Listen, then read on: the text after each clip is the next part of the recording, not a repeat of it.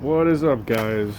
Today I am at Thayer's Marine in Norwich, Connecticut, and what we've got here are some rotten motor mounts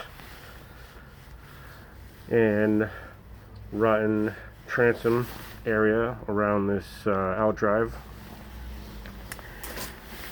and these sides here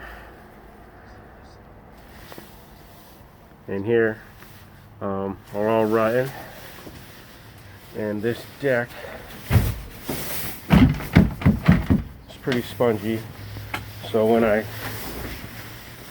cut this open, I'm gonna replace underneath as well. I'll take the coring out from underside so we don't have to mess around with decking. What else? Anything else? I think that's it. So what I'm going to do is I'm going to cut these open from the inside so I don't lose the shape and structure of the glass, which is pretty thick and already doing its job by itself. So I'll just rebond some new wood back in there and grind it all out and put some new fiber over the area. Same thing here. Just replace as far as the wood goes. I think it's accessible through this cubby here.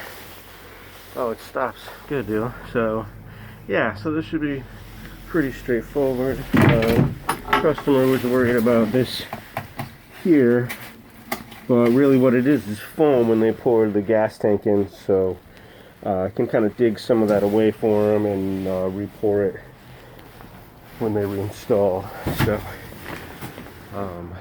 that should be pretty straightforward too. So I'm going to go ahead and start cutting this open.